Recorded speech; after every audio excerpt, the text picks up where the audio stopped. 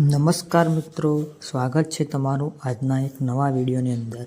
તો મિત્રો, આજના આ વિડીયોની અંદર આપણે ઇલેક્ટ્રિકલ પરીક્ષાઓને લગતા પ્રશ્નો જોવાના છીએ, જેમ કે UGVCL, PGVCL, DGVCL, MGVCL, GETCO અને વાયરમેનની પરીક્ષામાં પણ આ પ્રશ્નો તમારે ઉપયોગી થવાના છે।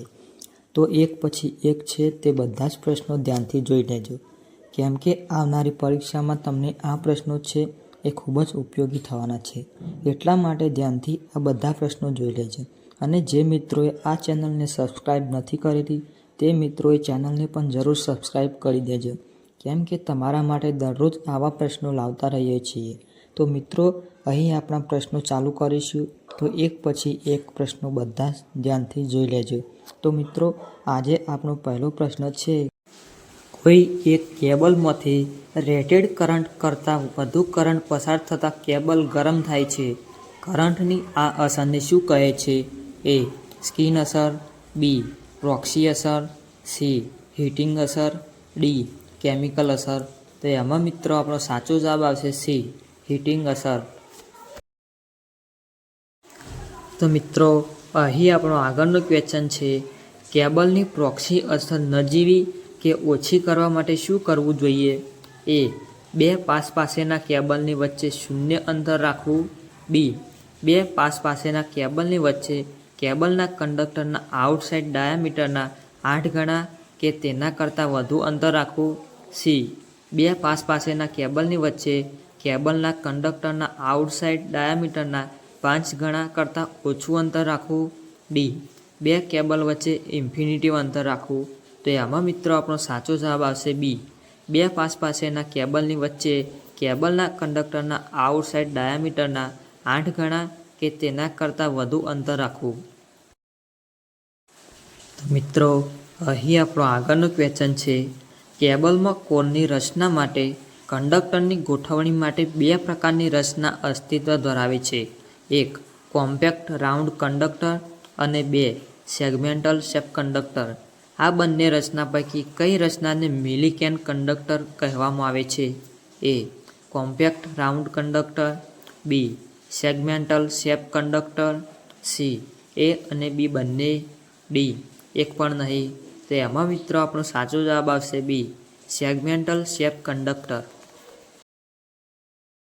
તો મિત્રો, અહીં આપણો આગળનો ક્વેશ્ચન છે, પ્રેક્ટિકલી પ્રોક્સી અસર સ્કિન અસરથી ખાલી જગ્યા હોય છે। એ. ઓછી, બી. વધારે, સી. ખૂબ જ વધારે, ડી. અનંત। તો એમાં મિત્રો આપણો સાચો જવાબ આવશે એ. ઓછી। તો મિત્રો, અહીં આપણો આગળનો ક્વેશ્ચન છે, કેબલની કોરની સેગમેન્ટલ મિલિકન રચનાની કેબલની કઈ નકારાત્મક અસરને નજીવી કે ઓછી કરી શકાય છે? એ. સ્કિન અસર, બી. કોરોના અસર, સી. ફેરાન્ટી અસર, ડી. હીટિંગ અસર। તો એમાં મિત્રો આપણો સાચો જવાબ આવશે એ. સ્કિન અસર। તો મિત્રો, અહીં આપણો આગળનો ક્વેશ્ચન છે, અંડરગ્રાઉન્ડ કેબલની કરંટ કેરિંગ કેપેસિટી માટે નીચેના પૈકી શું સાચું છે? એ. હવામાં કેબલની કરંટ કેરિંગ કેપેસિટી સૌથી વધુ હોય છે, બી. ડક્ટમાં કેબલની કરંટ કેપેસિટી સૌથી ઓછી હોય છે, સી.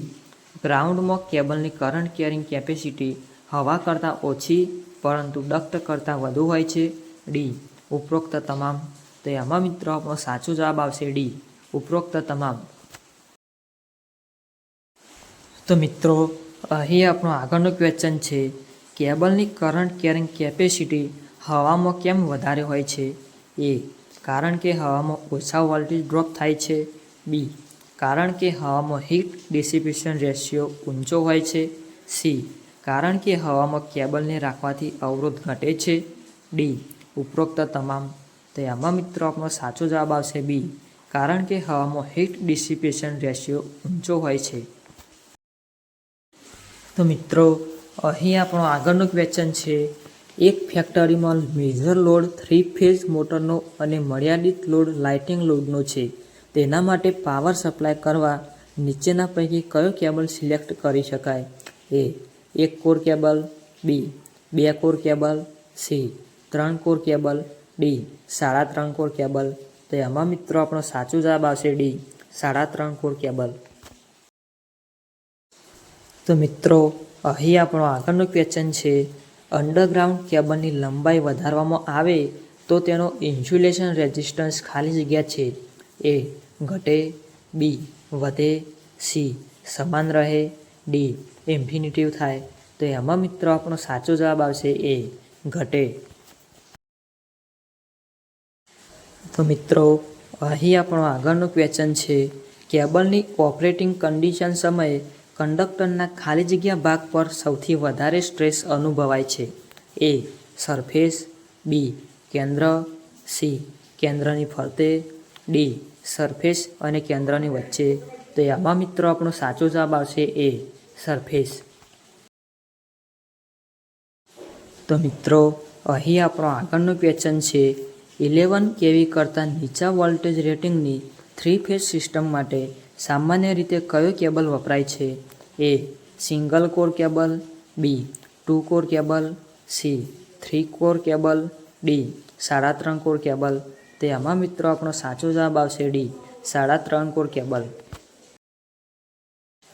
તો મિત્રો અહીં આપણો આગળનો ક્વેશ્ચન છે, 66 kV કરતાં ઉપર વોલ્ટેજ રેટિંગની 3 ફેઝ સિસ્ટમ માટે સામાન્ય રીતે કયો કેબલ વપરાય છે એ 1 કોર કેબલ, બી 2 core cable, C 3 core cable, D 3.5 core cable. તો આમાં મિત્રો આપણો સાચો જવાબ આવશે એ 1 કોર કેબલ. તો મિત્રો અહીં આપણો આગળનો ક્વેશ્ચન છે, કેબલમાં મિનિમમ ડાઇઇલેક્ટ્રિક સ્ટ્રેસ કયા ભાગમાં હોય છે એ કંડક્ટરની સરફેસ ઉપર, B armour, C bedding, D serving. તો આમાં મિત્રો આપણો સાચો જવાબ આવશે ડી સર્વિંગ. તો મિત્રો અહીં આપણો આગળનો ક્વેશ્ચન છે, કેબલમાં ચાર્જિંગ કરંટ ખાલી જગ્યા હોય છે એ વોલ્ટેજથી 90° લીડિંગ, બી વોલ્ટેજથી 90° લેગિંગ, સી વોલ્ટેજથી 180° લીડિંગ, ડી વોલ્ટેજથી 180° લેગિંગ. તો આમાં મિત્રો આપણો સાચો જવાબ આવશે એ વોલ્ટેજથી 90° લીડિંગ. તો મિત્રો અહીં આપણો આગળનો ક્વેશ્ચન છે, કેબલમાં ચાર્જિંગ કરંટ લીડિંગ હોય છે કારણ કે એ ઓપરેટિંગ સમયે કેબલ એક કેપેસિટર તરીકે વર્તે છે, બી ઓપરેટિંગ સમયે કેબલ એક ઇન્ડક્ટર તરીકે વર્તે છે, સી ઓપરેટિંગ સમયે કેબલ એક રજિસ્ટર તરીકે વર્તે છે, ડી ઓપરેટિંગ સમયે કેબલનો પાવર ફેક્ટર 0 હોય છે. તો એમાં મિત્રો આપણો સાચો જવાબ આવશે એ ઓપરેટિંગ સમયે કેબલ એક કેપેસિટર તરીકે વર્તે છે. તો મિત્રો અહીં આપણો આગળનો ક્વેશ્ચન છે, મેટાલિક શીટ ધરાવતા કેબલની રચના દ્વારા ઉત્પન્ન થતા કેપેસિટર માટે કયા બે ભાગો કેપેસિટરના બે ઇલેક્ટ્રોડ તરીકે કાર્ય કરે છે એ કંડક્ટર અને ફિલર મટીરિયલ, બી કંડક્ટર અને inner sheath, C inner sheath અને આઉટર શીથ, ડી કંડક્ટર અને મેટાલિક શીથ. તો એમાં મિત્રો આપણો સાચો જવાબ આવશે ડી કંડક્ટર અને મેટાલિક શીથ. તો મિત્રો અહીં આપણો આગળનો ક્વેશ્ચન છે, જો કેબલની લંબાઈ ડબલ કરવામાં આવે તો તેનું કેપેસિટન્સ ખાલી જગ્યા થાય એ બમણું, બી સમાન, સી અડધું, ડી ચોથા ભાગનું. તો એમાં મિત્રો આપણો સાચો જવાબ આવશે એ બમણું. તો મિત્રો અહીં આપણો આગળનો ક્વેશ્ચન છે, જ્યારે વોલ્ટેજનું લેવલ દશક કે શતકો કેવીમાં હોય છે ત્યારે કેબલની રચનામાં ખાલી જગ્યાની આવશ્યકતા રહે છે A armour, B metallic screen, C inner sheath, D insulation. તો એમાં મિત્રો આપણો સાચો જવાબ આવશે બી મેટાલિક સ્ક્રીન. તો મિત્રો અહીં આપણો આગળનો ક્વેશ્ચન છે, કેબલમાં મેટાલિક સ્ક્રીનનું મુખ્ય કાર્ય શું છે એ ઇલેક્ટ્રિકલ ફિલ્ડને કેબલની બહાર પ્રસરતું અટકાવવું, બી કેબલમાં પ્રવેશતો ભેજ અટકાવો રેડિયલ બેરિયર તરીકેનું, સી એ અને બી બંને, ડી ઉપરોક્ત પૈકી એક પણ નહીં. તો એમાં મિત્રો આપણો સાચો જવાબ આવશે સી એ અને બી બંને. તો મિત્રો અહીં આપણો આગળનો ક્વેશ્ચન છે, કેબલમાં મેટાલિક સ્ક્રીન ઉપરના મુખ્ય બે કાર્યો ઉપરાંત નીચેના પૈકી કયું કાર્ય કરે છે? એ. અર્થ કનેક્શનનું કાર્ય. બી. ઇન્સ્યુલેશન દ્વારા પસાર થયેલા લીકેજ કરંટને ડ્રેન કરવાનું કાર્ય. C. Zero sequence short circuit current drain કરવાનું કાર્ય. ડી. આપેલ તમામ. તો એમાં મિત્રો આપણો સાચો જવાબ આવશે ડી. આપેલ તમામ. તો મિત્રો અહીં આપણો આગળનું ક્વેશ્ચન છે, એસી કરતાં ડીસી સર્કિટમાં કેબલની કરંટ કેરિંગ કેપેસિટી વધારે હોય છે કારણ કે એ. એસીના વોલ્ટેજ વધુ હોય છે. બી. ડીસીના વોલ્ટેજ ઓછા હોય છે. સી. ડીસીમાં ડાયઇલેક્ટ્રિક લોસ ઓછો હોય છે. ડી. ડીસીના વોલ્ટેજ રિપલ ફ્રી હોય છે. તો એમાં મિત્રો આપણો સાચો જવાબ આવશે સી. ડીસીમાં ડાયઇલેક્ટ્રિક લોસ ઓછો હોય છે. તો મિત્રો અહીં આપણો આગળનો ક્વેશ્ચન છે, જો કેબલના ઉપયોગના વાતાવરણનું તાપમાન વધે તો કેબલની કરંટ કેરિંગ કેપેસિટી ખાલી જગ્યા છે એ. વધે. બી. ઘટે. સી. સમાન રહે. ડી. ઇન્ફિનિટિવ. તો એમાં મિત્રો આપણો સાચો જવાબ આવશે બી. ઘટે. તો મિત્રો અહીં આપણો આગળનો ક્વેશ્ચન છે, 132 kV લાઇન માટે કયો અંડરગ્રાઉન્ડ કેબલ ઉપયોગમાં લેવાય છે? A. Low tension. B. High tension. C. Super tension. D. Extra super voltage. તો એમાં મિત્રો આપણો સાચો જવાબ આવશે ડી. Extra super voltage. તો મિત્રો અહીં આપણો આગળનો ક્વેશ્ચન છે, કેબલની ડ્રાય ઇલેક્ટ્રિક સ્ટ્રેન્થ કયા એકમમાં મપાય છે? એ. kV/mm. બી. kV/cm. C. kA/mm. D. kA/cm. તો એમાં મિત્રો આપણો સાચો જવાબ આવશે એ. kV/mm.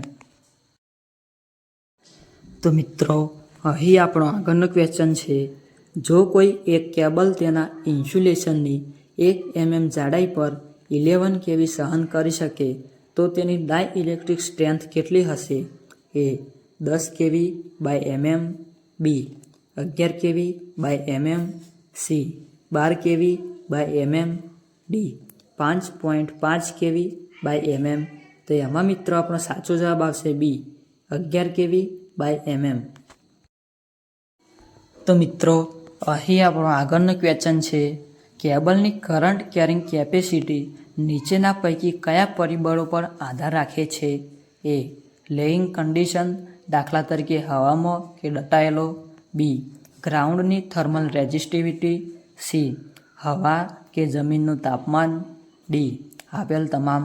તો એમાં મિત્રો આપણો સાચો જવાબ આવશે ડી. આપેલ તમામ. તો મિત્રો અહીં આપણો આગળનો ક્વેશ્ચન છે, કેબલનું બ્રેકડાઉન કઈ બાબતો પર આધાર રાખે છે? એ. Voltage level. બી. તાપમાન. સી. ભેજનું પ્રમાણ. ડી. આપેલ તમામ. તો એમાં મિત્રો આપણો સાચો જવાબ આવશે ડી. આપેલ તમામ. તો મિત્રો અહીં આપણો આગળનો ક્વેશ્ચન છે, પ્રેક્ટિકલ ફિલ્ડમાં કેબલ ફોલ્ટ વખતે કેબલ પંક્ચર થયો છે તેવા વિધાન પાછળનો અર્થ શું છે? એ. કેબલમાં કાણું પડી ગયું છે. બી. કેબલ 2 કે 3 ફેઝ વચ્ચે શોર્ટ થયો છે. સી. કેબલ ટર્મિનલમાંથી લૂઝ છે. ડી. કેબલ ઓપન થયો નથી. તો એમાં મિત્રો આપણો સાચો જવાબ આવશે બી. કેબલ 2 કે 3 ફેઝ વચ્ચે શોર્ટ થયો છે.